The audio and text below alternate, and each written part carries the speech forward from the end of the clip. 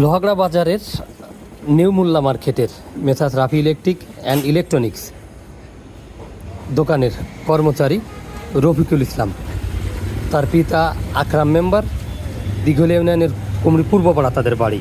সে Rafi electronics এই দোকানে 6 মাস যাবৎ কর্মরত রয়েছেন।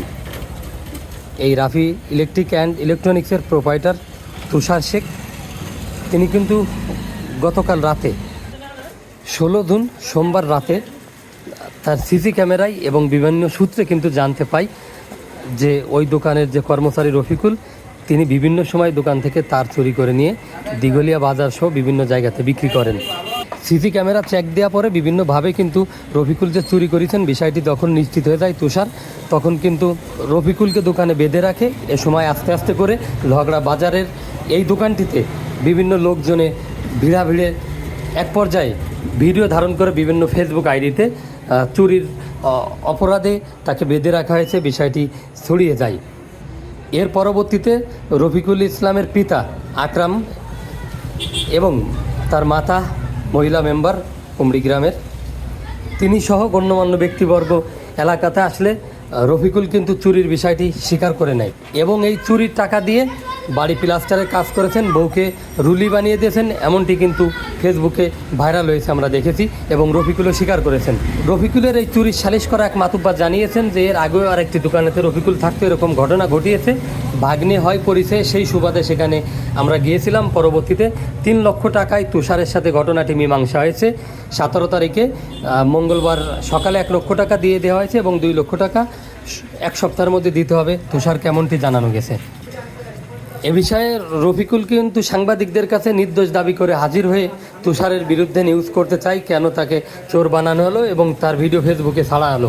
সাংবাদিকদের জেরার এক পর্যায়ে রফিকুল ঘটনা স্বীকার করে নেন যে সে এর আগে অন্য আরেকজনকে দিয়ে লোক সাজিয়ে 61,000 টাকার মাল 35,000 টাকায় ওই দোকান থেকে বিক্রি করেছিলেন, 5,000 নগদ দিয়ে এবং সম্পূর্ণটা বাকিতে ছিল এবং সেটা সে আত্মসাৎ করে নিয়েছেন। এছাড়া দিঘলিয়া বাজারে তিনি কিন্তু দোকানের তার নিয়ে বিক্রি করেছিলেন।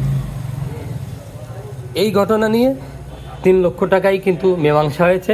আমরা 17 তারিখ মঙ্গলবার সকালে হাজির হই messrs Rafi electric and electronics এই দোকানে প্রোপাইটার তুষারের কাছে। পরবর্তীতে তিনি জানিয়েছেন গণ্যমান্য ব্যক্তিবর্গরা সালিশ করে দিয়েছেন। আমি এ বিষয়ে আর ক্যামেরার সামনে মুখ খুলতে পারছি না। কিন্তু এই জায়গা ধরেন আপনি যে কাজ করেছেন তাতে আপনি গুলুট না। তার বাড়ি এলো কুমড়ি খলসেখালির পরিচয় দিয়ে আপনি তার নিয়ে আইছেন 61,000, নিয়ে ফেলাইছেন 35। আমার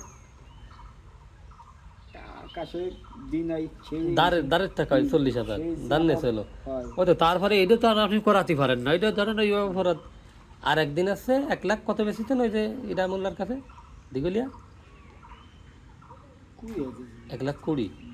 ওই দিনই এলো সিসি ক্যামেরা পরে, তা ওই সিসি ক্যামেরা দেখলো কি রে, ওই সিসি ক্যামেরার মধ্যে আপনি মাল নিচ্ছেন, ওই সিসি ক্যামেরা চেক করতে করতে পাই গেছে। পরে সেই দিকে গেছিল নাই ওখানে যাই দিকে এমনি তারে কি মোল্লা জানো তোয়েব মোল্লা দিঘলিয়া বাজারে ইলেকট্রিক দোকান। তো তাতে আপনি 2 লাখ টাকার মতো তার কাছে মাল নিয়েছেন, আর আপনি দাঁত দিয়েছেন এলো কবে 40,000? হ্যাঁ, তো রোজার মধ্যেই না এই দিন আগে, কিন্তু মাল তো এর আগে নিয়ে বেশিছেন ওই যে ওর কাছে, ওই যে কুমড়ি। হয় ভাই, এখন জিদ্দা হয়েছে, এখন আপনি কী দেখি করবেন তাই এখন, নাহলে আমার সারা বিশ্বে আমার আত্মীয় স্বজন মেলা বহুত পুলিশ, আর্মি, এসপি, বহুত আর্থিক সাদা জায়গা। আপনার পুরো নাম কি? পুরো নাম কি? রফিক রফিক কি রফি মোল্লা না শেখ? কুমড়ি পূর্বপাড়া বাড়ি।